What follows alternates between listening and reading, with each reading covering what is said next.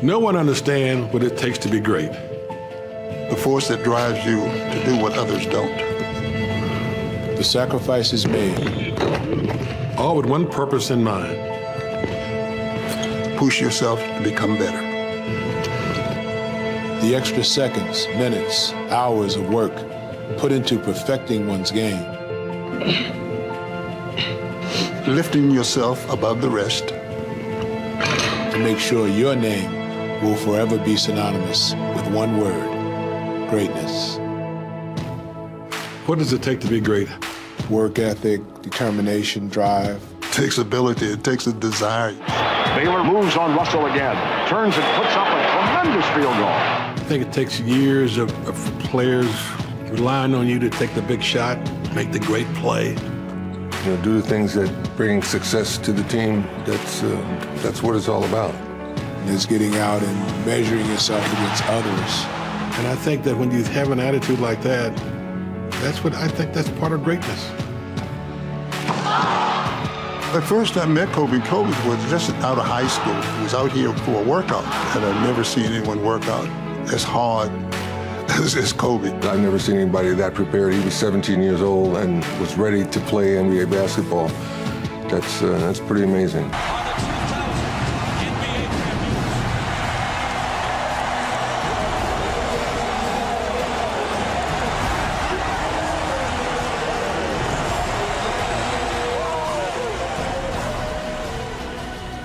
We worked so hard. It was a hard-fought game, and we finally got a championship, and it feels great. Now, for your 21 years, you said you've always dreamed of winning a championship. Is it what you dreamed of? Oh, and everything and more. I mean, you have the Laker colors falling from the ceiling, and the fans going crazy. I got the hat on and everything covering my throat. It feels great. No feeling quite like this, is it? Woo, I love it. Can't wait to do it again.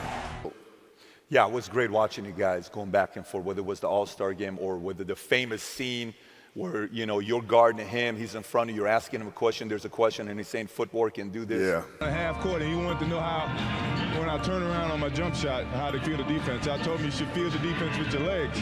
Once you feel the defense with your legs, you can take advantage of that. That was very inspiring for me.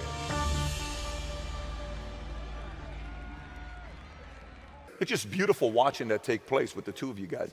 How's your relationship today? That was my big brother, man. Kobe was my dear friend. He was like a little brother. When Kobe Bryant died, a piece of me died. Kobe Bryant believed the most important thing is to reach such a level of excellence, greatness in your craft, and the things you do that you'd be able to inspire others to be great at whatever it is that they want to do. And so he did. He inspired millions upon millions. I can say he had a deep impact on me, and the many lessons this legend left for us will continue to motivate us, to inspire us, and to remind us to pursue greatness.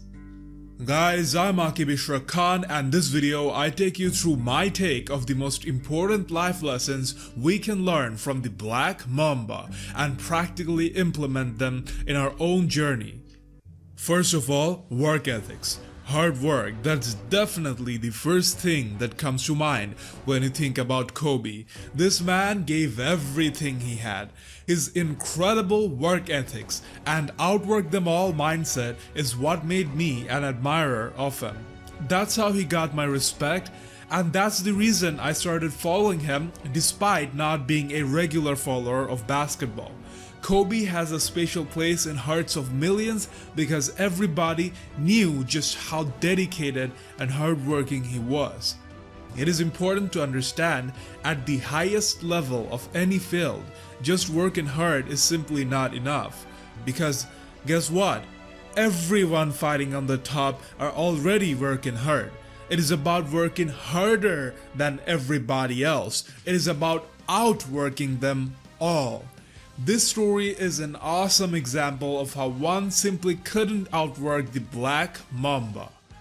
So, Jay Williams wants to ensure he's ready for the game, pro guy of course, hardworking. What does he do? He shows up early. You know, look, I always try to outwork people, right? That's just how I made my mark. So the game was at 7. I was like, you know what? I'm gonna come to the Staples Center because we're playing, this is when the Lakers had Kobe and Shaq, okay? This is like the championship Lakers. was like, I'm gonna get there at 3 o'clock, and I wanna make sure I make 400 made shots before I go back into the room, and then I sit in the sauna and I get ready for the game. So, get in the car, get to the gym, get there, and as I'm walking onto the court, he shows up 4 hours earlier. Quite impressive. But guess who else wanted to ensure to work his hardest? who do I see? I see Kobe Bryant, already working out. And I'm like, okay, it's kind of cool. It's Kobe. What's up, Kobe? And so I put my sneakers on, and do you ever get lost in what you do where you end up like, wait, it's been an hour and a half? Like I'm here, I'm in it. So once I set my foot across that line, I started working out. And so I worked out for a good hour and a half. And when I came off, after I was done, I sat down, and of course I still hear the ball bouncing. I look down, I'm like, this guy's still working out? So he was working out. Like, it looks like he was in a dead sweat when I got here. Right.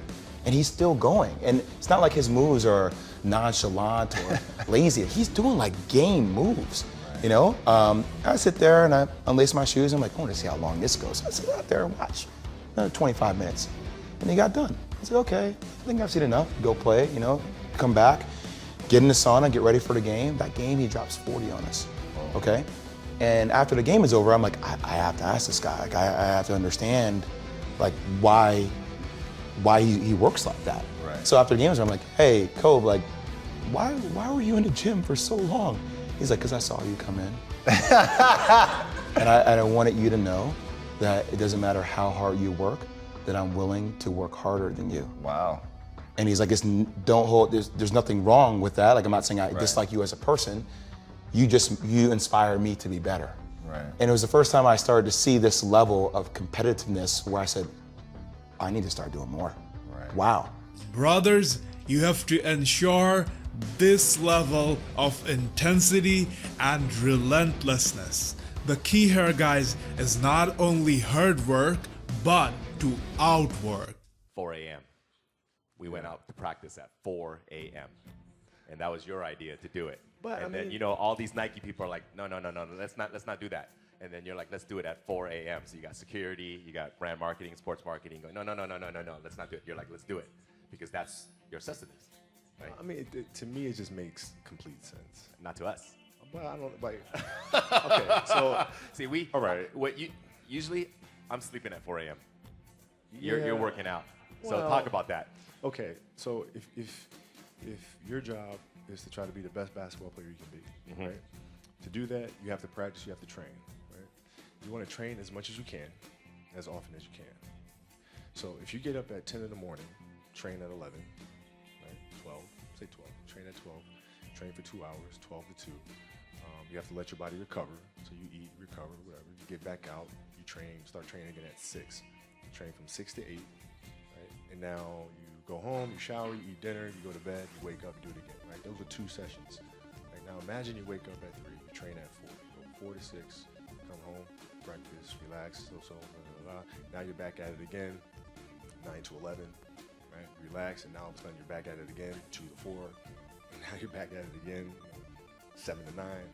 Look how much more training I have done by simply starting at 4, right? And so now you do that, and as the years go on, the separation that you have with your competitors and your peers just grows larger and larger and larger and larger and larger. And by year 5 or 6, doesn't matter what kind of work they do in the summer, they're never going to catch up because they're 5 years behind. Right? So it makes sense to get up and start your day early because you can get more work in. This is also important to realize that you have to be consistent with it. It is not just about getting a sudden fuel of motivation and working your A off for a month and then not keeping up with it, or procrastinating all your works as long as possible and then giving it all with a limited time to go. Yes, you can survive doing that sometimes. You might as well do pretty well, but obviously it still wouldn't be the best you could do. Over and over and over, and then, that summer, I made 1,000 shots a day. 1,000. Right, that's on top of weight training and my conditioning. I made 1,000 shots, and they weren't just shots. It were shots that you saw in that game. They were specific shots. I mean, it was coming out of the corner, going to the pinch post, footwork in the post, coming off the screen. It was very specific. So when you download that into your system and you go out in the court and you're just executing things that you've done thousands of times before, and you have that dream, then that becomes possible. Many lazy kind of people, when confronted with this type of stories, says they were born that way, with the extra drive. Everybody can do it, but make no mistake, if there's one thing we are in control of, that's how hard we decide to work. Is that genetic, or is that something you ingrained and trained yourself? No, it was Who just taught you that? For me, it was just common sense. Like I can if I start earlier, I can train more hours, and I know the other guys aren't doing it because I know what their training schedule is. Right? So I know if I do this consistently over time, the gap's just going to widen and widen and widen and widen and widen, and they won't be able to get that back. So to me, it was just common sense. I'm like thinking, how can I get an advantage? Oh, start earlier. Yeah, let's do that. So you get that you have to work hard and consistently, but do you realize what that means? It is one thing to talk the talk, another to walk the walk. You hear stories like this and you go, hey, I can do it too. But when you actually try to do it, you, or most people, fail. It is important to realize that outworking them all comes at a cost. It just doesn't become a reality by you being motivated and setting the goal to do it. In order to actually do it, you have to make sacrifices. There's a choice we have to make as people, as individuals. If you want to be great at something, you have to make inherent sacrifices that come along with that. Family time, hanging out with your friends. So at the age of 18, I knew that I was not going to be stopped. This was my life. We all can be masters at our craft, but you have to make sacrifices that come along with making that decision. The implication of Kobe showing up before everybody else and leaving after everybody else is that he's also not showing up for 99 other things everybody else is. He's missing out on things outside of his work, sacrificing them while most others aren't. This is the cost you need to be aware of, and you need to ask yourself whether you're ready to make those sacrifices or not. This is why I don't think that we should be together. And I've thought about it a lot, and this is what's gonna happen. Okay, I'm gonna keep pursuing what I'm pursuing. And because I'm doing that, it's gonna take up more and more of my time, and I'm not gonna be able to spend as much time with you. And even when I do spend time with you, I'm gonna be thinking about drumming. And I'm gonna be thinking about jazz music and my charts and all that, and because of that, you're gonna start to resent me. And you're gonna tell me to ease up on the drumming, spend more time with you because you're not feeling important. And I'm not gonna be able to do that. And really, I'm just gonna start to resent you for even asking me to stop drumming. And we're just gonna start to hate each other. And it's gonna be ugly. And so for those reasons, I'd rather just, break it off clean. And then you had the players that had that passion, but weren't willing to commit their entire lives to doing that, right? It's a choice. Right? You have other things. You have family. You have all these other things that you have to do. The game can't really be your number one priority. And so I was just looking at that like, man, this is going to be fun. In the Muse, you said, I knew you couldn't do what I was doing because I was obsessed. I'm paraphrasing. And then you said, whether it's friends, relationship, it didn't matter. It was all basketball. Yeah. If I'm buddies with you from high school, if I'm a cousin of yours, what happened to our relationship? How did that gravitate when you went into the league and you're determined to become the greatest, or you're determined to become one of the greatest? What happens to our relationship? Oh, it suffers. It does suffer. Oh, yeah. Okay. Yeah. And you understood that. You were okay with that. Well, yeah. And the people that love you, like friends and family, like they know that about you. Got it. So they let you be you. And when you reconvene, you pick back up where you left off. Mm-hmm. But make no mistake about it, everything in between is lost. This brings us to the point of passion, loving your craft. First, when I retired from the game, I sat there asking kind of all the wrong questions. What's the biggest industry I can get into? And it's all the wrong stuff. And you got to sit there and ask yourself, okay, what am I truly passionate about? What do I enjoy doing? And when you feel that way, honestly, you feel like you have never worked a day in your life. It's the most fun thing in the world. You get up in the morning excited about what you're doing. And you got to be really honest with yourself about it. If you wake up in the morning and you're dreading going to work, dude, do something else. Do something else. And those are hard decisions to make. But when you make those decisions, it's a very liberating experience. And you find out that the rewards will come. This is so important in relation to everything that was talked about here before this point. Some people get motivated by the likes of Kobe in terms of work ethics, try to follow their advice, fail, and then blame it on them, saying things like it is unhealthy, impossible to follow, da da da da. But it's quite clear that it is not indeed impossible and can in fact bring success, as most of the top guys of all fields does it. It is a fact, no point in arguing. What these people are missing is love, passion for their work, a genuine enjoyment. I'm gonna cite Gary Vaynerchuk here. He's someone who is known for his brand of work and hard, hustling. He suggests people should work hard instead of complaining like the ones on the top if they do want to make it to the top, or if they are not satisfied with where they are right now. Me to the punchline. What I'm scared about is everybody's driving right now, everybody's in the office right now, everybody's sitting at home right now, and I was listening as you were prepping me to come in here, and I'm like, okay, I see how Elvis is setting this up, but I hope that everybody understands that the next thing I'm going to say is you have to work until your eyes are bleeding, less than any other place in the world, and you have way more control. Your boss. I don't know if anybody knows, but slavery's been gone for a while. Your boss might be the biggest jerk of all time, but guess what? You can go get another job. You can go do what I just said a few minutes ago. Like, people just complain. My favorite thing to complain about? Things that happened a long time ago. This is a good one. The way your mom parented you 37 years ago. I can't stand that. You know what? Listen, here's a good thing, because I always think of this show, because I used to listen to it as a kid growing up in Jersey driving. I kind of weirdly want people to pull over right now. You know, if you get letters or calls that people got into accidents, that's on you guys. I'm waiving all my liability. I want you to pull over. I want you to look at that mirror, rear view mirror, right? That's what it's called. Thank you. Yeah. I want you to look at it. You need to understand, if you look at it, it's your fault. What do you mean? Everything in life is on you. Like, do you understand what's, there's genocide going on right now. Like, what do you think's going on? Like, we lack perspective. Your conference got fucked up? Boo-hoo. I lost a client? Boo-hoo. There's people fucking dying out there. Like, so when Americans or Europeans talk to me about race or gender, I'm sad. It's their real life. But I remind them, because it's a positive thing, cool, but let me tell you about the person that's ranked 7 billion in the world. They fucking have it bad.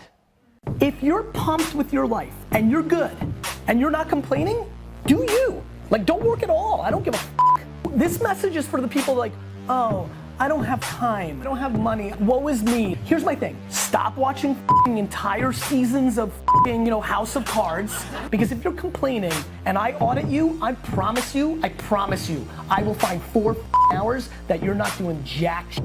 You're playing mobile games? You. Literally? Like, really? Like, you've got time for Angry Birds and you're complaining? Get the out of here.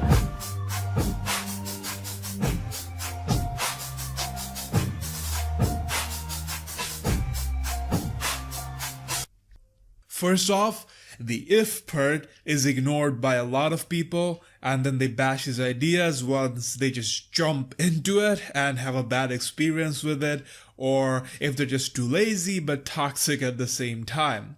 If you go to his videos about these topics, you'll see a lot of objections like that, and there are actually entire counter videos addressing Gary Vee and his approach to work. So, in those type of videos or comments, people be like, hey, I tried working like this, but this is just so draining, I feel tired, I need more sleep, this doesn't work, this is impractical, this methods doesn't work, and so on. So then I changed, I started taking more breaks and stuff, relaxing, now I'm happier, and all that bullshit. Okay, first of all, saying going all in doesn't work is absolutely idiotic and just simply factually wrong, because there are countless examples of successful people who did work like that and attribute their success to that kind of work ethics. An understanding of what's going wrong here is necessary. These people, when they're complaining about working those many hours and how they can't keep up or fail to be productive, it is obvious that they're not really in love with their work or the process. That is why they value the breaks and the other things that the greats sacrificed so much. Maybe they're motivated to be rich, to be successful, but they aren't passionate about their work. They're forcing themselves to do it for something that they want. They're not happy about the fact that they're having to work, so it is obvious that they get drained. Forced willpower can only take you so far. However, the likes of Gary or Kobe, they love the work. They'd rather do that. They don't feel drained doing that. That is their enjoyment. They don't need an escape, so you need to go to the club because you enjoy that. Well, they'd rather work, they'd rather practice, because that is what they enjoy the most. You see, they're not forcing themselves. They're not doing it with temporary motivational fuel. They are happy with the process. Just to be clear, you don't have to literally love every single aspect of your work. You might not like to take the cold showers or a certain task, but at the end, looking at the entire process as a whole, you love it as a whole. You're happy that you're doing it. Basketball never felt like work to me.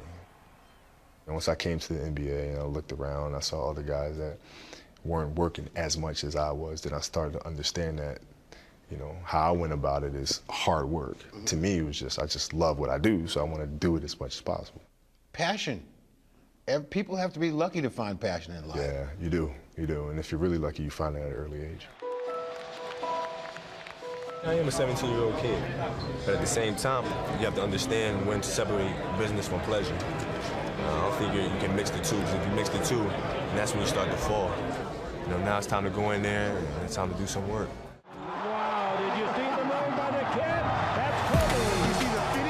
There's nothing I'd rather do than work a 15-hour day. Unlike a lot of players, he prefers practice to partying. When he isn't practicing, he's working out. When he isn't working out, he's studying game tapes in his room. When you went to the NBA, I've heard you say, look, a lot of guys, they're not working that hard. I mean, that's kind of a legendary thing for you to say about other players, and they didn't have the same passion. And you said even at 18, or I heard Shaq actually say, even at 18, you wanted to be the best. You found that passion early, and you've said, like, if you're lucky, you find that passion early, but players oftentimes, they lose that passion, right? They're playing for economic stability. Sure. They show up and they're like, oh, for the first time in my life, I can go to Vegas and ball out and be popular and famous, and I'm going to enjoy that. How do you stay hungry? Because you might have had that situation too. I mean, you could just as easily have gone down that road, but you didn't. I didn't enjoy it. You didn't enjoy it? No, I enjoyed playing basketball. Oh, okay. Yeah. And and when I say that, people tend to have a tendency to take that lightly. Yeah. But no, I love the game. I love it, right? I didn't want to be away from it. I wanted to play all the time. Like a lot of guys have fun hanging out in the pool in Vegas, and that's it's fine. There's a time and place for that, right? But like when I was 18, 20, 21 years old, I wanted to play basketball. I was consumed with this quest of trying to be the best, and we weren't there yet. There's so many things I had to figure out. Like, am I training properly? Am I working on the right things on the court? There's so many things to do. I didn't have time to go and, hang out over here. So to sum up, basically the greatness work ethics part, the key here is you have to be mentally ready to make all these sacrifices and consistently work the hardest in order to ensure you outwork everybody else in the game.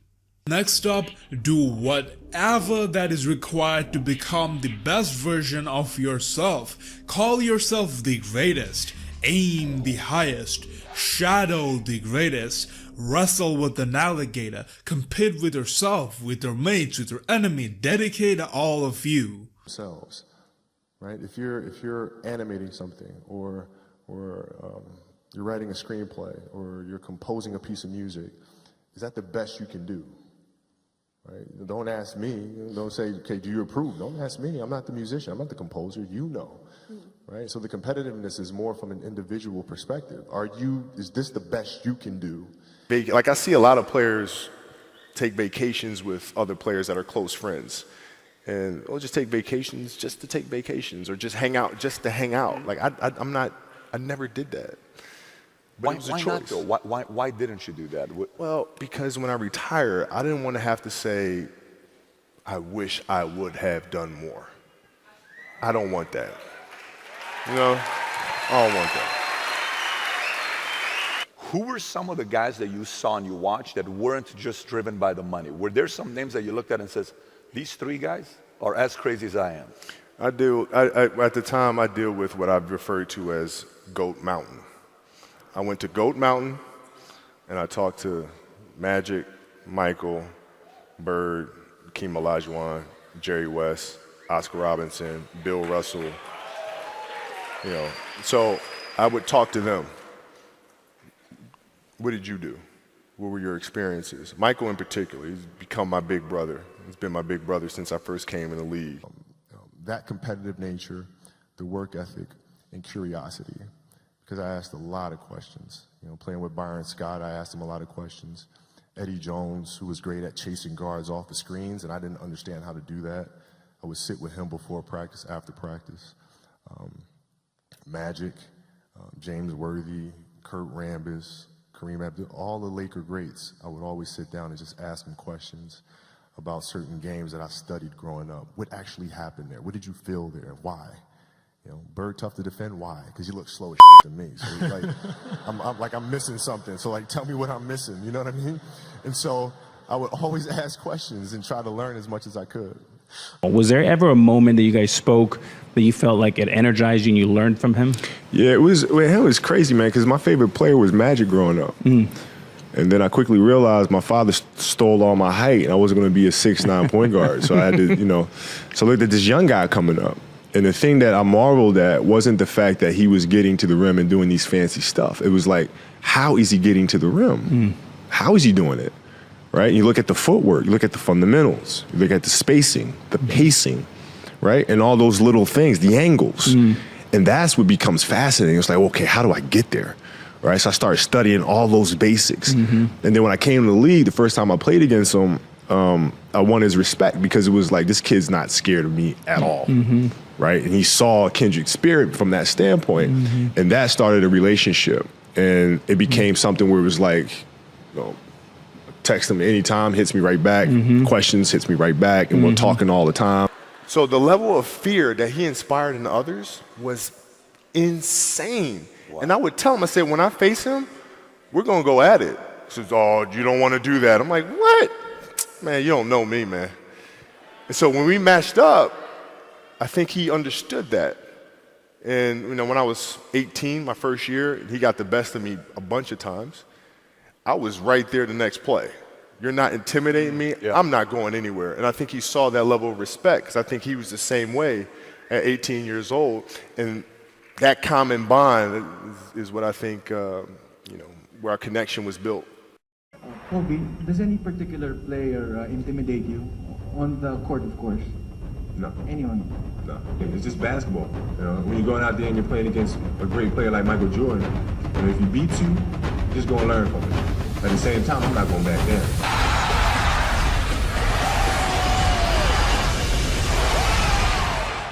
If Michael Jordan is the original, Kobe Bryant is the remix, baby.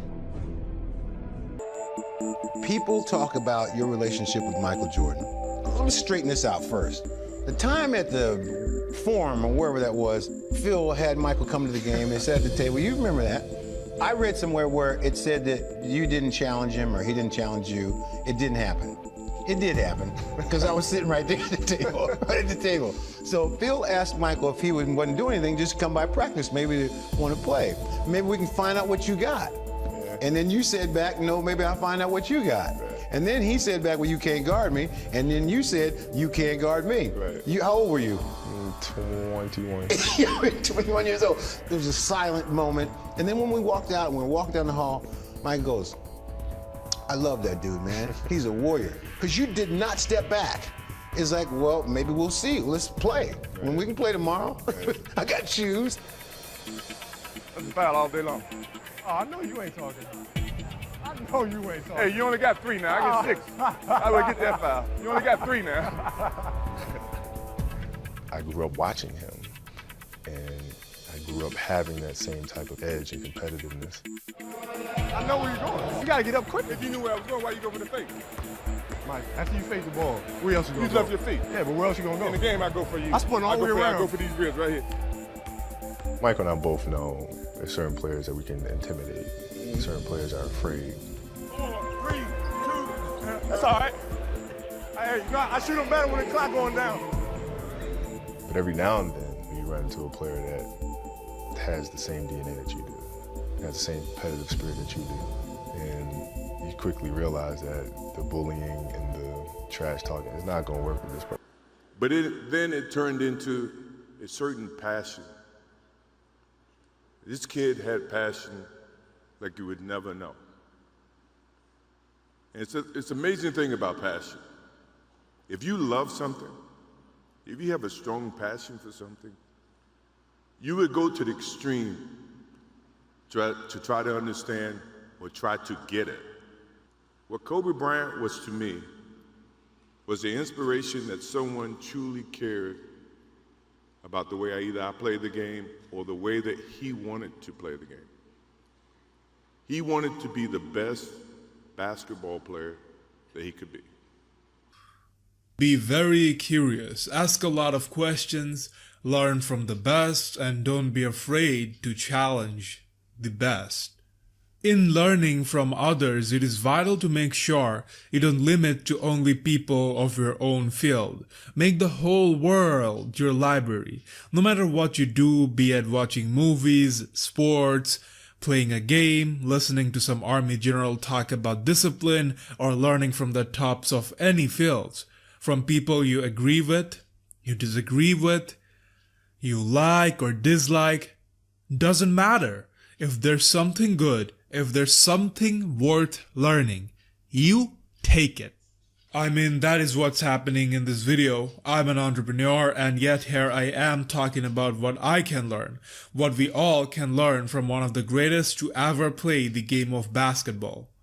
I similarly also learned from Arnold Schwarzenegger, Muhammad Ali, and many others despite them not being directly involved with what I do.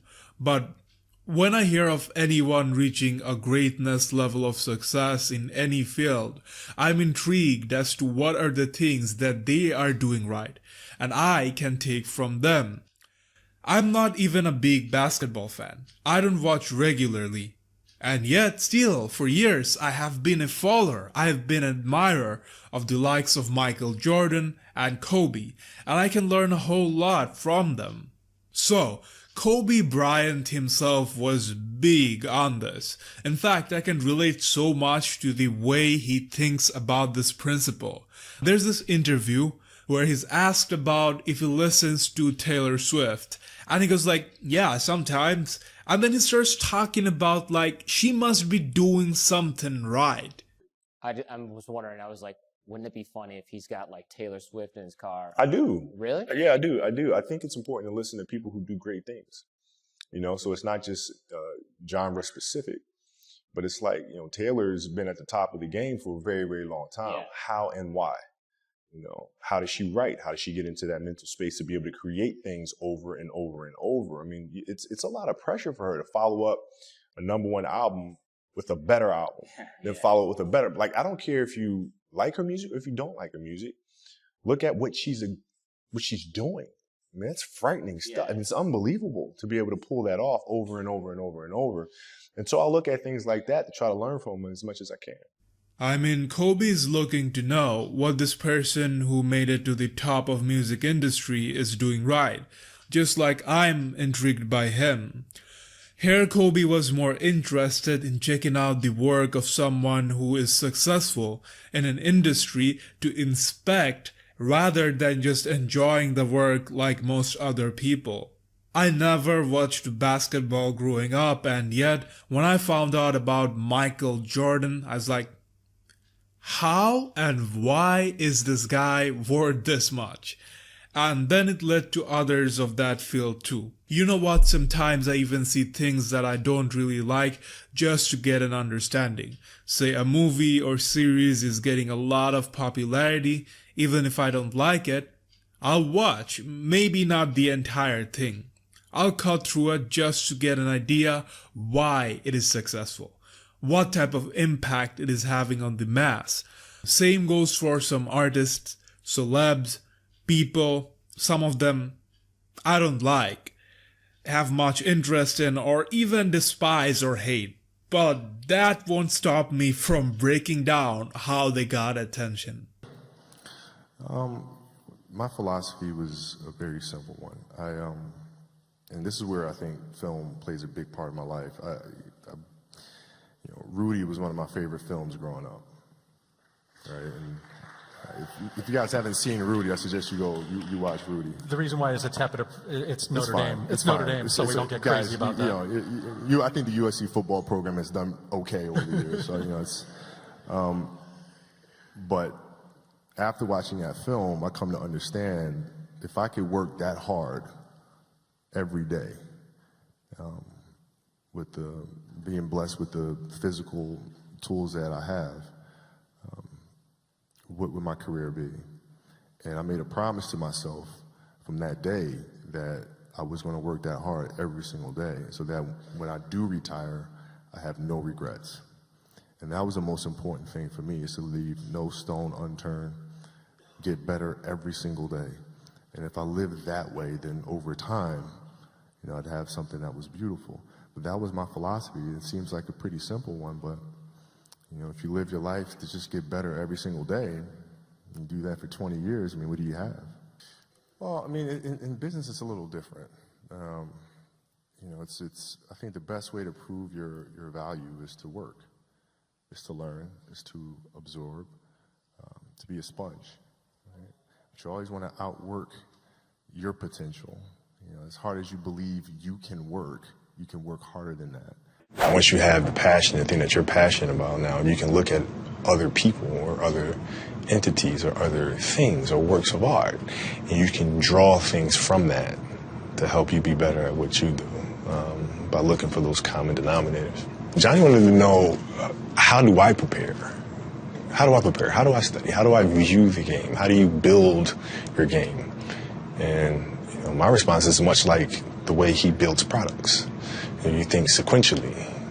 You look at the end result of what you want to create, but in order to create that, there's so many other little things that go into this massive entity or device.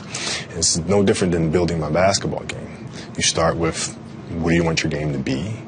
What would make your game most unstoppable or hard to deal with? And now you work backwards from there. And you start building it one piece at a time, one move at a time, one counter at a time. So there's a lot of similarities there. In this movie, Hilary Swank and I had a lot of conversations about that, actually, and talked to Kate Winslet about it as well. But we really got into how they build their characters and how they get into character. I've spoken with Larry Moss about that process as well. And there's something to that, because as an actor, you are trained to get into that zone, find that pocket. And as athletes, the psychology is the same. The Sean Penn as well, we had a great conversation about it as well. The discipline is different, but the behavior is the same. Before you start a game, how can you lock in? You get into that mental space where nothing else matters. You're completely locked in and focused on what you're trying to accomplish as an athlete out here. The noise of the crowd doesn't matter. Whether you're cheering or booing doesn't matter. You're just completely locked in. How do you do that? Did you have ways to improve your game by looking at data, looking at conditioning? What were some of the factors you looked at on how to improve your game season after season? The game itself it's a complicated answer. So there are very tactical things in terms of footwork and geometry of the court. So you're looking at the court and looking at the 45-degree angles that the court is shaped in and how it needs to operate. That's one component to it. So looking at spots on the floor where you can increase your efficiency, right? You can be on the wing, but there's a certain spot on the wing that improves your angle to drive to the basket, right? So that sort of stuff. Footwork of the opposition, looking at the emotion of the opposition, their tendencies, their weaknesses, and all that stuff, understanding the momentum of the game, how to create momentum shifts, where momentum shifts come from, all this sort of stuff. And then studying outside of that, right? Looking at different industries, looking at conductors, looking at writers, looking at actors and how they get into character, and then how do they keep themselves in that mental space. So looking at different industries, looking at nature itself, and learning from that and how you can incorporate that into the game. Man, it was a lot of studying. Do not be afraid to aim for the unbelievable, the unseen. Aim so high that others can't even imagine. Because brothers, when you aim the highest of the high, when you have that faith in you that you can do what others can't even dare to think about, there's a possibility of you doing it, of you actually hitting the target, even if it is low. The possibility is there. But if you aim low to start with, the possibility of hitting the highest is simply ain't there.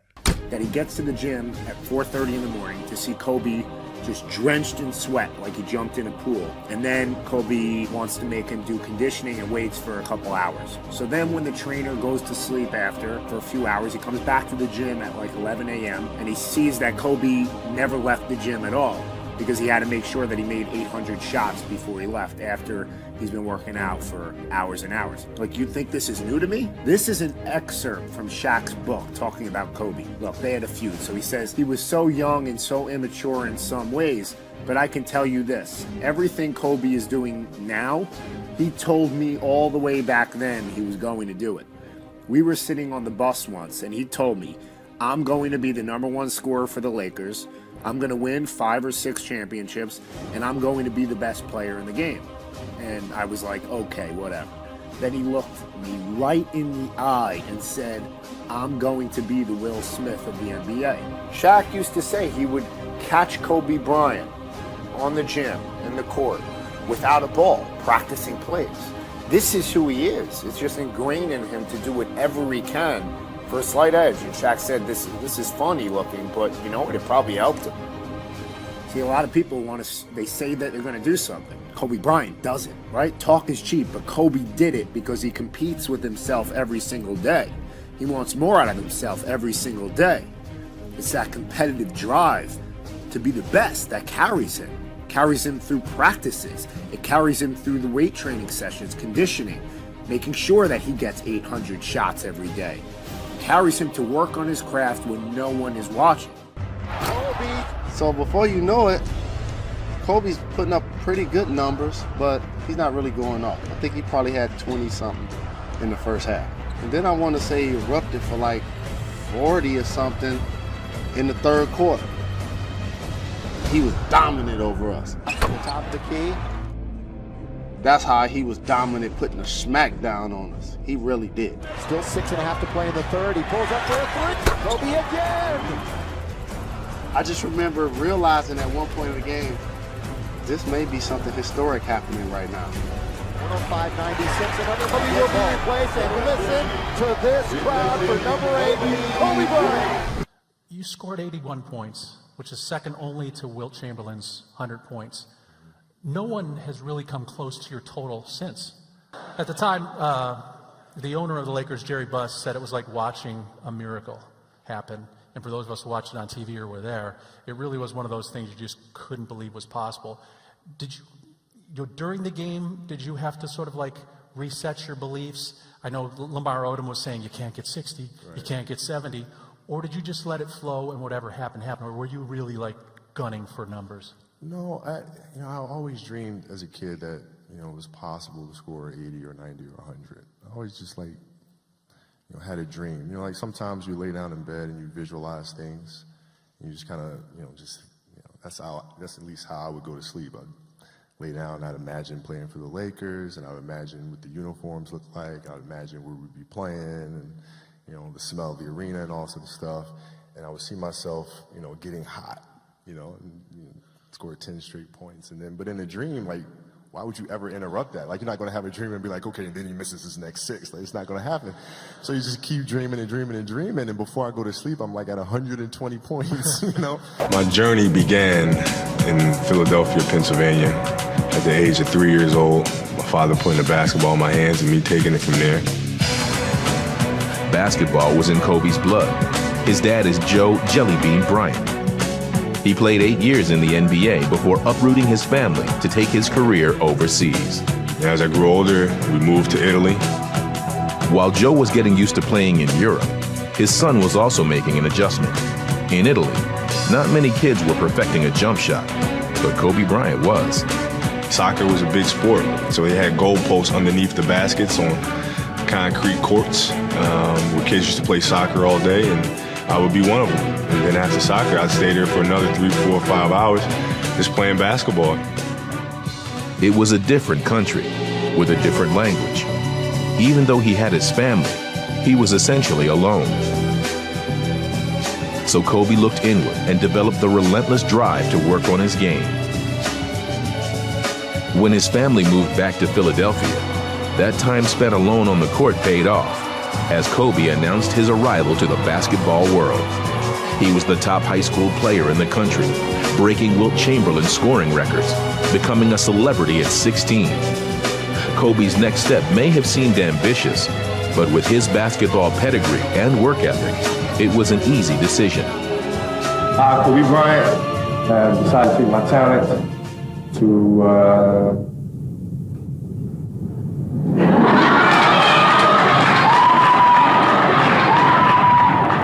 the NBA.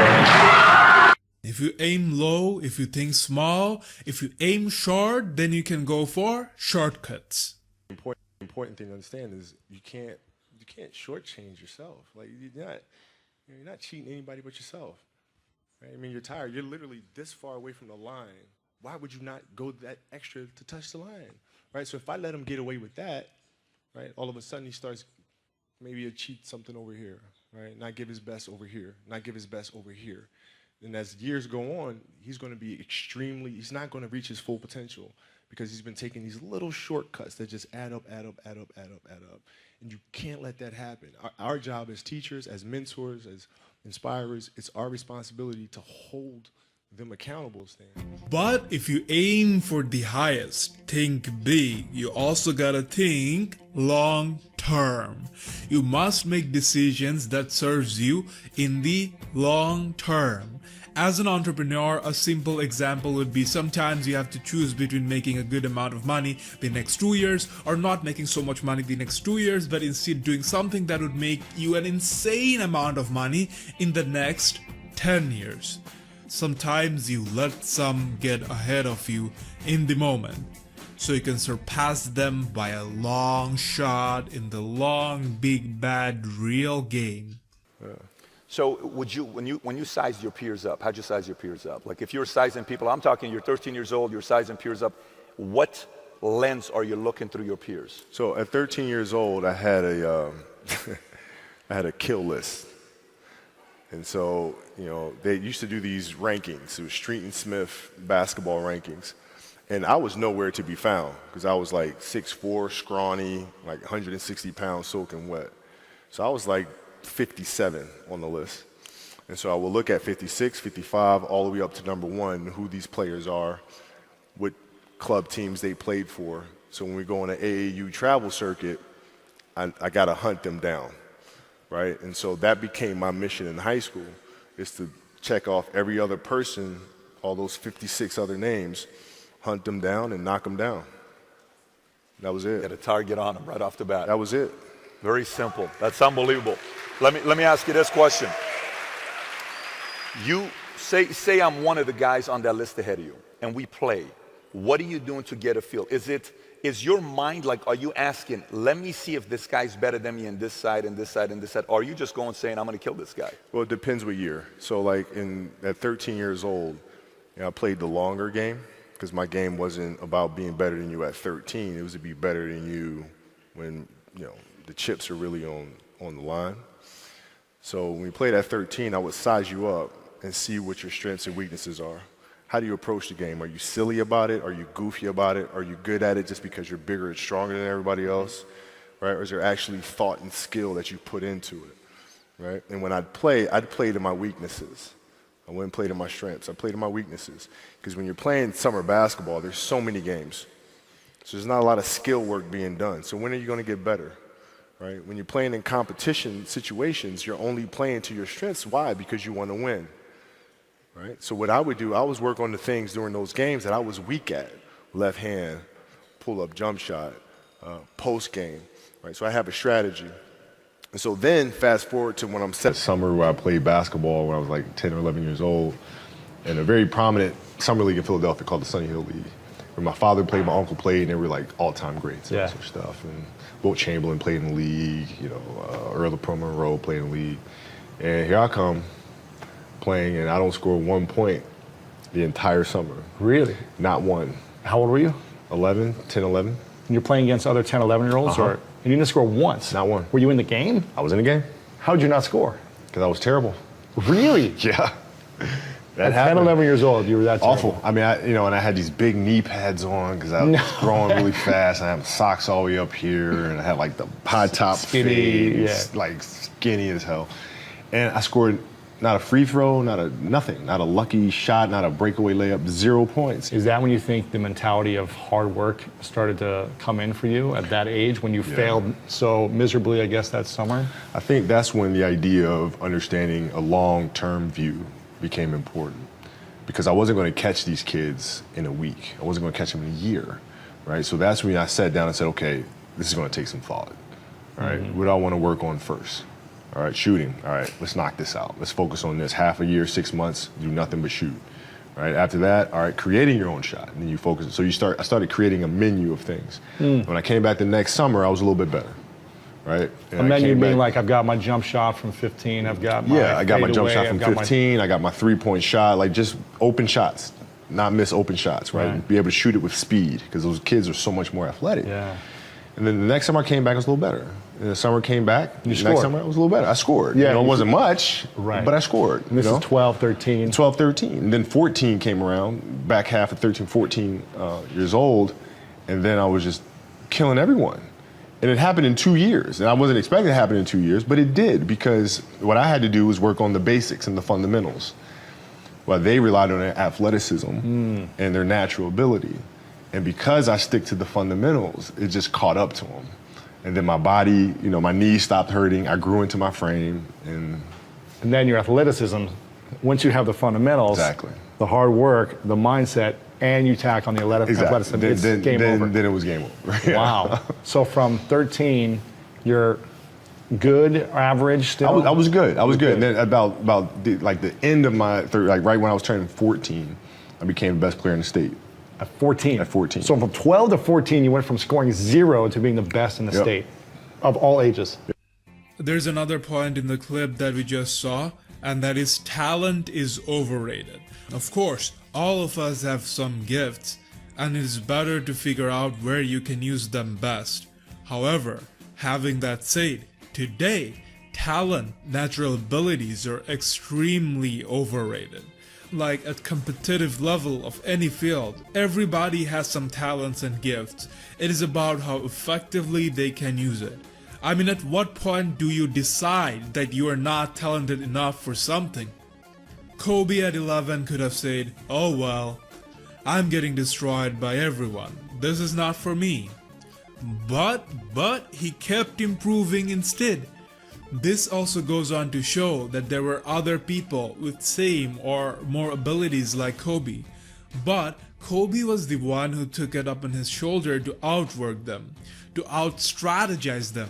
The reason talent is overrated is because people who fail just do not have it in them to admit that they could have done better. Instead, they make themselves feel better by saying, oh, he was just born with it. I wasn't, nothing I can do. And it's not about just being better than others. You hype yourself up with whatever when you're in the game. But it truly is about being the best version of yourself. There are some legendary players we all know could have done way better. And that's kinda disappointing. I would not want to be in a position like that. Technical question here. Let's see how you can answer this. Who would Shaq be if he had your work ethic? He'd be the greatest of all time. If Shaq had your work ethic, he'd be the greatest of all time. Greatest of all time by a mile. Sure. He'd be the first to tell you that, for sure. I mean, this guy was a force like I have never seen. I mean, it was crazy. You know, a guy at that size, generally guys at that size are a little timid and they don't want to be tall. They don't want to be big. Man, this dude he did not care. He was mean.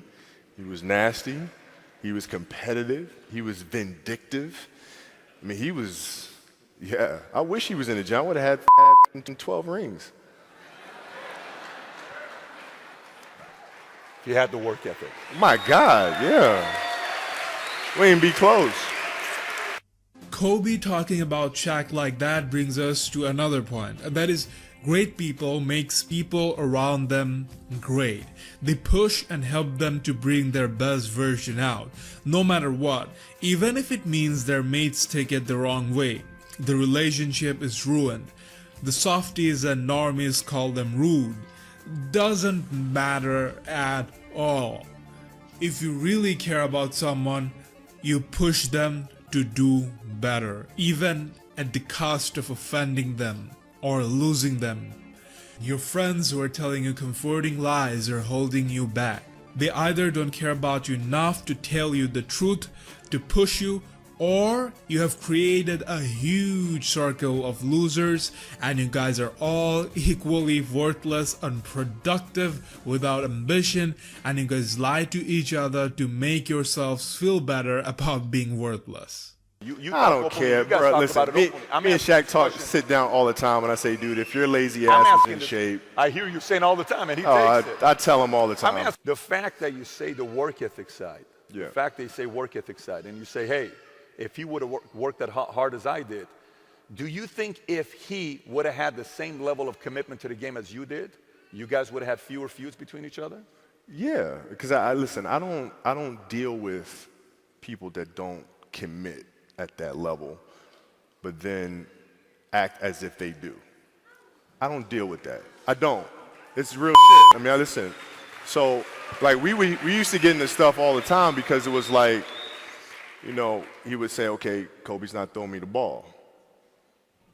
And, you know, media would take it and run with it and all sort of stuff. And I'm like, well, bruh, if you were in shape, by the time I run down on a fast break and run back and then run down, you're still coming down the first time, bruh.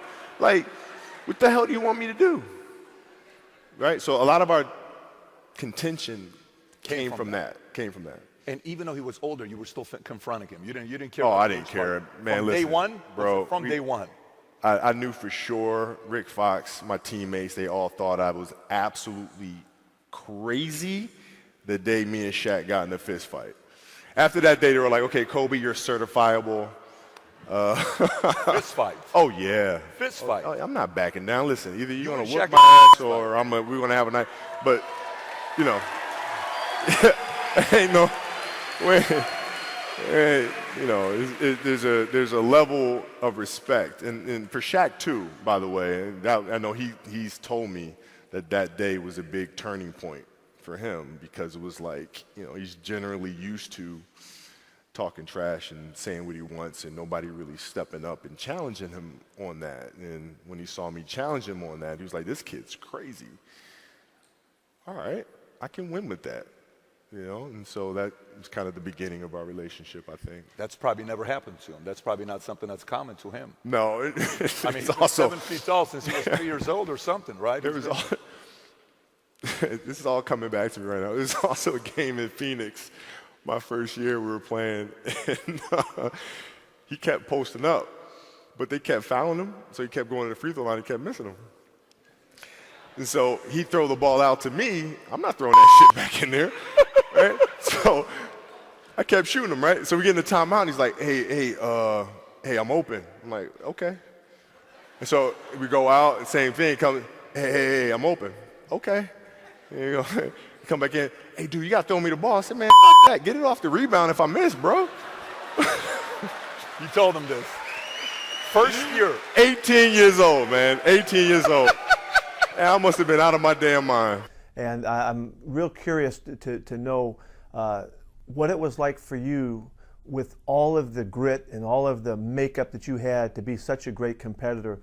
What was it like for you to play with people that weren't as gritty as you were? How did you deal with that? How did you set your expectations knowing that you were so far out there? And how did you deal with the players that you played with, you know, knowing that they were still kind of somewhere on the spectrum, but you were on the top of it? Good question. It's a great question. My response might sound a little tough, but I'd kill him, I'd bury him. You know, it's you know, tolerance for that and the kind of culture that the Laker organization stood for winning championships is not tolerated. You're going to show up to play, and you're going to lollygag through this scrimmage, through this drill. I'm going to beat you. I'm going to let you know I beat you. I'm going to want you to reconsider your professional life choice. You know, and for the most part, you know, people will say, okay, that doesn't make a great teammate. Well, I'm not here to be a great teammate. I'm here to help you win championships. So there's a difference. And, you know, fortunately for us and for me, you know, we had an organization that, you know, it was championships or nothing. And they were really good about identifying that and bringing players in here that had that competitive streak and, you know, getting rid of the ones that did not. If I got to fight to get you in the gym, that's a problem. That's a problem. You want players that are gym rats, players that want to be in the gym, that want to work. And then from there, you build on top of that. But if you're lazy, man, I don't want to talk to you. I won't deal with you. You don't make me feel dumber. You know, you know, you're going to lower my level. I don't think so. You can go over there. There's plenty of teams in here where you'll fit right in. Well, you mentioned... At the time, they were right down the hall from us. So. To get us to where we need to go. I think there's a big misconception where people think winning or success comes from everybody putting their arms around each other and singing Kumbaya and patting them on the back when they mess up, and that's just not reality. If you're going to be a leader, you're not going to please everybody. And you got to hold people accountable, even if you have that moment of being uncomfortable. Matter of fact, get your hands on me. Don't touch me the rest of the scrimmage. Get your hands on me.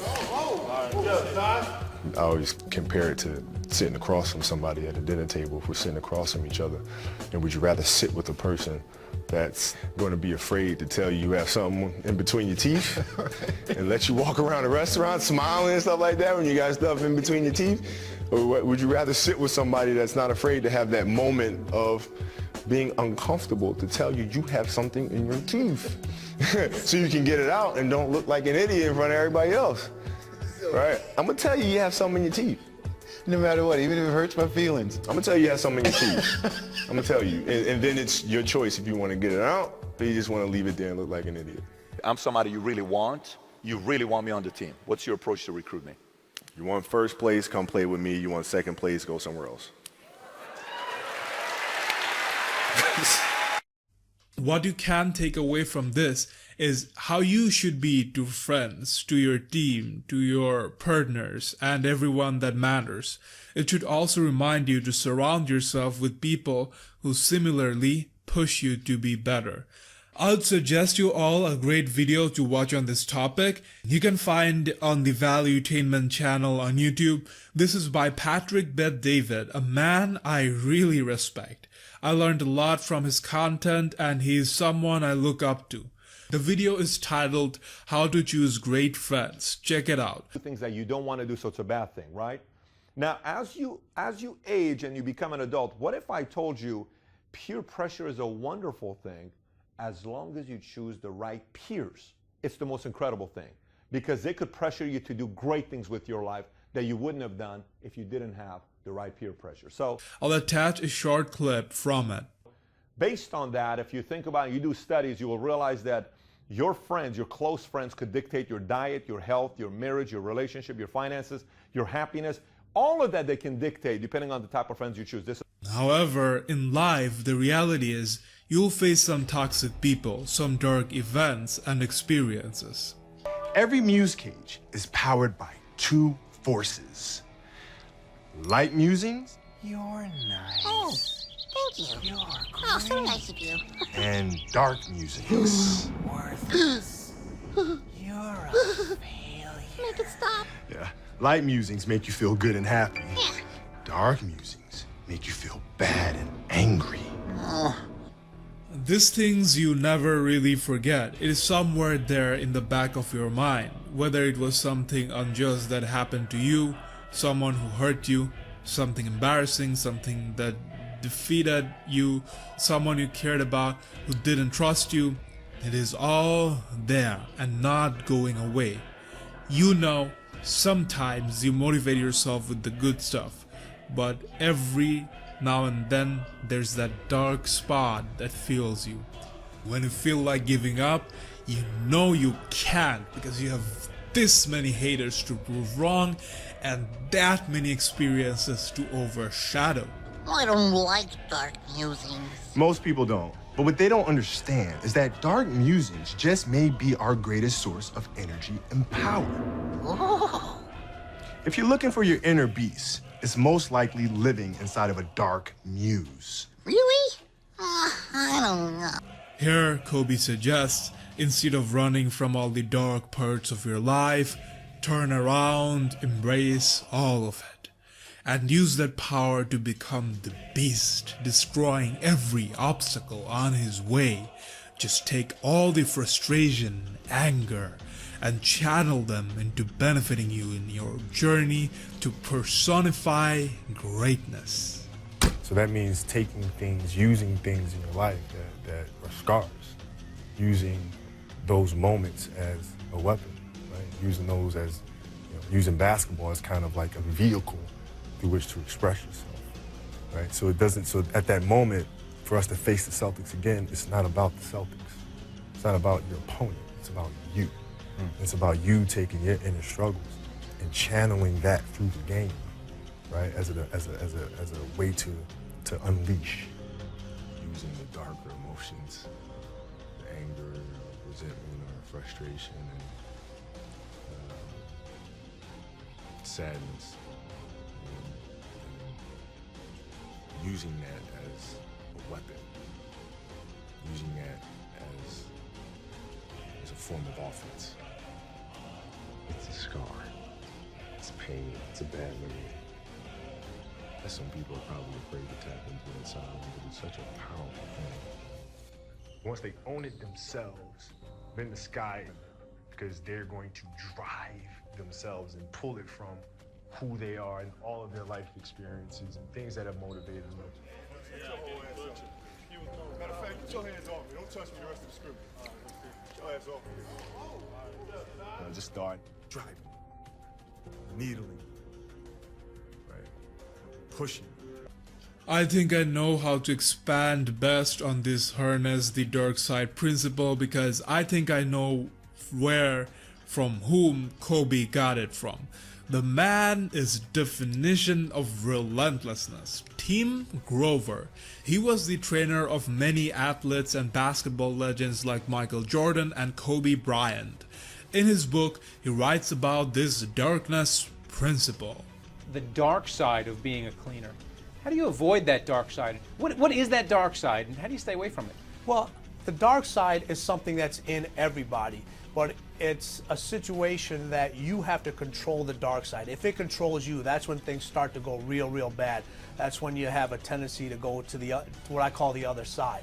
But if you harness the fuel that's from that dark side, whether it's anger, whether it's fear, and turn that into positive fuel, it'll help you really succeed at whatever you're trying to do.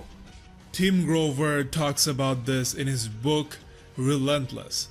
I'm taking different parts of it that I think highlights the essence. Deep inside you, there's an undeniable force driving your actions, the part of you that refuses to be ordinary, the piece that stays raw and untamed, not just instinct, but killer instinct, The kind you keep in the dark, where you crave things you don't want to talk about and you don't care how it comes across to others because you know this is who you are and you wouldn't change if you could. In your head right now, think about the things you don't want anyone to know about you. It's okay, no one will know. The secrets you keep, the maneuvers that have helped you along the way, your desires, your greed, your ego, the lust you feel for the things you're not supposed to have. That is your dark side. You need it, because if you haven't figured it out by now, it is the essential link to getting into the zone and achieving what you want. Fact, I've known a lot of very successful people, highly driven individuals, and without exception, every single one has a dark side. Their dominance and ability to go off the charts are all driven by something deep and intense. It fuels and sustains them. Well, that's enough to get across the point. If you want to learn more, you can read his book, Relentless: From Good to Great to Unstoppable. Take up responsibilities on your own shoulder all the time. Make no excuses and realize only the outcome matters. People expect you to perform and you have to deliver them results. It doesn't matter what happens to you in your personal life. Others can only pretend to care, and they will give you time as long as they can afford. But if you fail to give the expected outcome, no one really cares why you failed. Doesn't matter if something is happening with your family, if you're sick, or whatever. You just have to understand that. And legends, the great ones, are known to push themselves, even sometimes going against or beyond logic. They will put themselves on harm's way, playing with injury and whatnot. That's just how it is. It is what it is. The drive comes with greatness, and have to go beyond the rule book, the conventional thing to do, the apparently sane thing to do. To go the extra mile, everybody else following the rules can't. So I can't go on my toe. I just can't do it. So I try to walk on my heel and try to kind of take step by step, see if I can walk on my heel, see if maybe I can run on my heel. And so that was the thought process, man. It's trying to figure out how I can play with this thing. And then I started feeling the Achilles roll up my calf, and I was like, You literally feel that. Yeah, you feel it sliding up. I was like, I probably should go sit down. Yeah, probably a good idea. Probably go sit down. I'd probably go sit down. But if you think about it though, like if you look at players that get injured, for example, or you may have a cramp or something like that. If you take a person that pulls a hamstring, pops a hammy, can't play, team shelves you for 2-3 weeks, whatever the case may be. Yeah. All right, now this player is sitting at home, sitting on the couch, watching TV, whatever it may be, resting the hamstring, right? Kids are upstairs doing whatever, right? Wife's around, whatever. And all of a sudden, a massive fire breaks out in the home. And you got to go get your kids. You're not going to say, you know what? My hamstring. Yeah. Sorry, kids. Right? You're going to get up, and you're going to run. Yeah. You're going to grab your kids. You're going to do what you need to do to get your family safe, right? You're not going to feel your hamstring. Absolutely. Right? It's not important enough. It's not important enough. And if winning is that important to you, then the injuries don't matter. Absolutely. Yeah. Or the obstacles, or the excuses. Doesn't matter. Nothing. Doesn't matter. I love that. What's the least amount of sleep you played a game on? Is there a story where it's like, no one knows about, where you went and played a game and it was so insane for whatever reasons? No sleep. You played a game with zero sleep. Zero sleep. Zero sleep. It's like, kids, Natalia had a certain, health situation or what have you, and you're staying up all night, and then you got to go out and perform because fans don't know, teammates don't know, nor do they care, nor should they, that you've been up all night. You got to perform, right? And so You just got to go to work, man. That's respect. That's it. respect. And I think one of the things for some, if you follow basketball or not, that you and Mike had in common is that it wasn't, hey, I'm going to take 8 games off this year to try to stay healthy. The mindset of knowing, like that to you is comical, right, to do that. What the hell is that, man? I don't know what that is. That's crazy. Seriously, it's crazy. Like, you got a lot of people paying their hard-earned money to come watch you perform. Perform. It's your job to be in shape. It's your job to be strong enough to perform at that level every single night. And as a competitor, I'm not ducking shit. Like, it's not, oh my God, my back hurts, I'm sore, we got to play Vince Carter and Toronto Raptors tonight.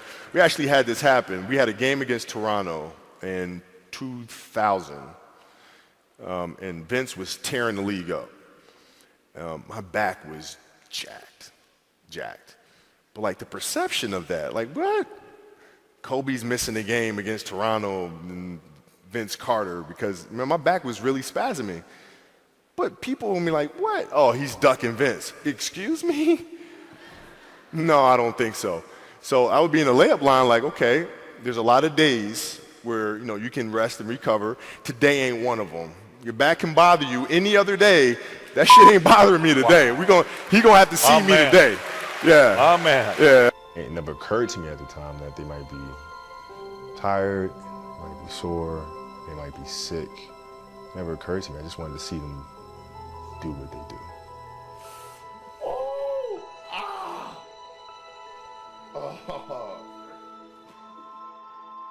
I think about that. Doesn't matter if I'm sick. It doesn't matter if I have a sprained ankle. The kid that's sitting in there might be the next me sitting up there, watching and trying to get inspiration from that. I need to go out there and play. Kind of the perfect series, playing the Celtics, then beating us in 08, and then having 5. I mean, we joke about that a lot, but the most important thing was beating the Celtics because of everything that they meant to this organization. And it was a tough series for me. Most people don't know this, but I had a bone spur in my ankle. And then a couple of games in Boston, I had to leave the game, go back in the locker room and get it injected because I could barely walk. And I had a broken finger that I was playing with, I had a cast on my right finger. And then I was having to deal with Garnett, Pierce, Ray Allen, Rondo, Rasheed Watt, all these guys. And having to try to figure out how to get through that series. And so it was a big relief to win. First and foremost, it was a relief to win and get out of that series alive. If I lost 2 to the Celtics, man, Stoicism. Don't waste time on what is impossible to control and the past mistakes and things like that. Concentrate on what can be done for the future and always make sure your actions are in tune with the way you want to impact the world, the people that respects and follows you. That's what brought our relationship together, was us playing the game and winning championships. Right.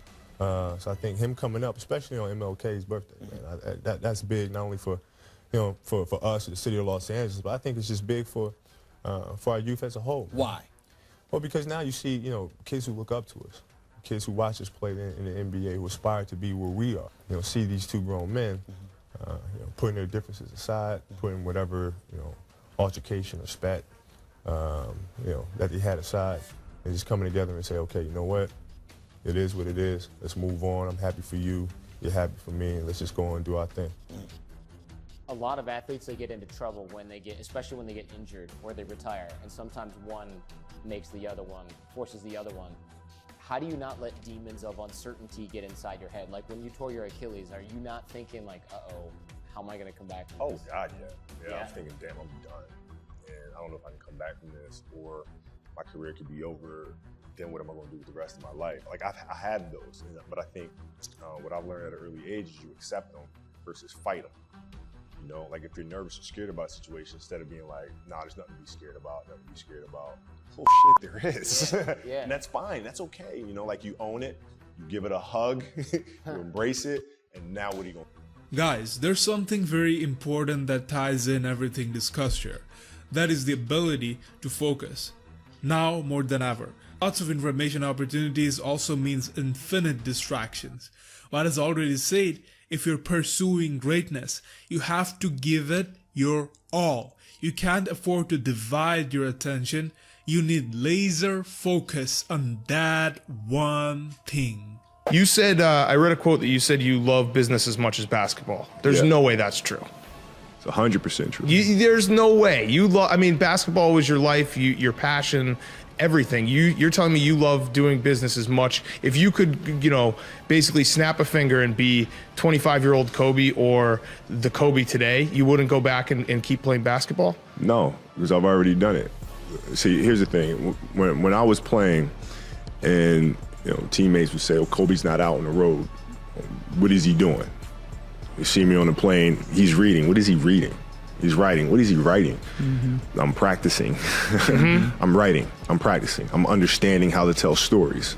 I'm reading Joseph Campbell and how to create arcs, compelling arcs and plots. I'm reading that stuff. So this is going back 15 years, right? So I don't just retire, write Dear Basketball, and luck into winning an Oscar. You know what I'm saying? Yeah. That stuff comes from hard work and from studying for 15 years how to write and how to organize structure, right? And you can't do that without having a serious love or commitment to You didn't score once. Not one. Were you in the game? I was in the game.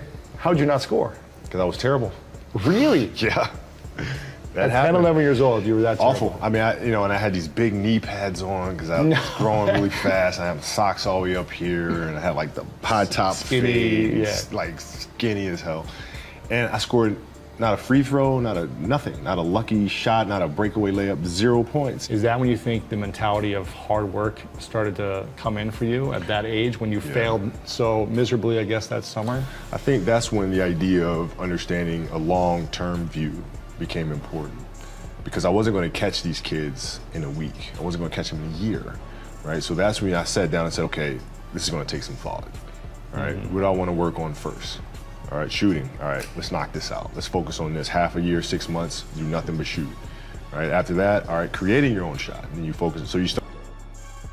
You find what that answer is, you stay true to that. I've built a brand for the last 20-something years, personal brand, which is great.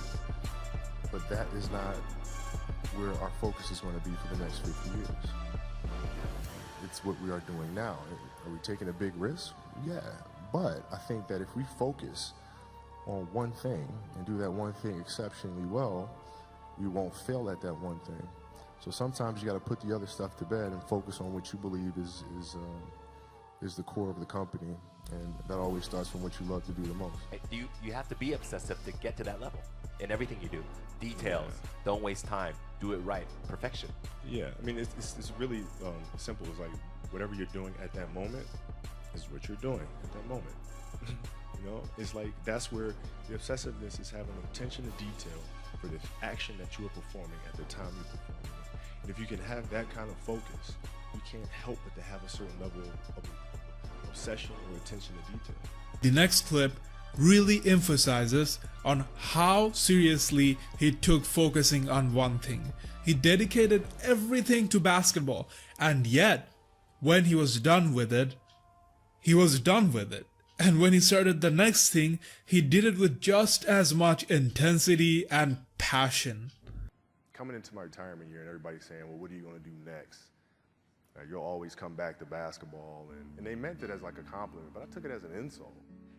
I did. It was like another challenge. It was like, listen, yes, I play the game, but I can do other stuff too. It's not like I can just play basketball, bro. I can sit here and, So that's why I will never come back to basketball, because I just want to tell those fuckers, see, you were wrong. Yeah.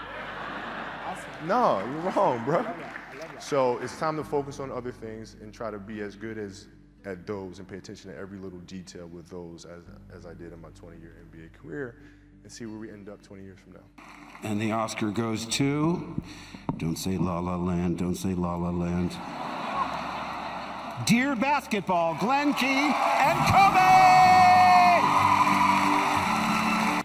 It's a message for all of us. Whatever form your dream may take, it's through passion and perseverance that the impossible is possible. This is just something that's been natural with you for a while? Because, yeah, you love basketball, but do you love creating Magic books in the same way. Yeah, it's the same process, like the same attention to detail. And the thing about storytelling is crazy because like right now I put a stop on myself coming up with new IP because we have a lot right now that we need to get out into the market. We got to focus on doing that right. Because what happens is I'll create a new character and then I'll say, okay, this is how the character is. And then I'll say, well, why is the character that way? Mm-hmm. Well, family situation. All right, what's his family like? Okay, then where did the father come from? Then where did the mother come from? And then, okay, well, where do they live? All right, now what are the rules of the world that they live in? And then, you know, it just takes you down this rabbit hole where you just become all-consuming. Yeah. It becomes all-consuming. And, you know, I love that part. I love that part, though. So I'm kind of looking forward to diving back in. But that's my process. It's like, I'll be leaving you with one last message from the legend Kobe Bryant. I know this video was long, but I bet it was worth it. Not gonna lie, I made this for me as much as for everyone viewing this. I wanna have this video to be able to look back and remind myself about the things Kobe stood for. Hello everyone. I'm so sorry I can't be with you tonight.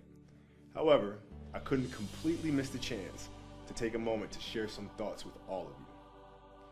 The lesson I cherish the most is how important it is to love what you do.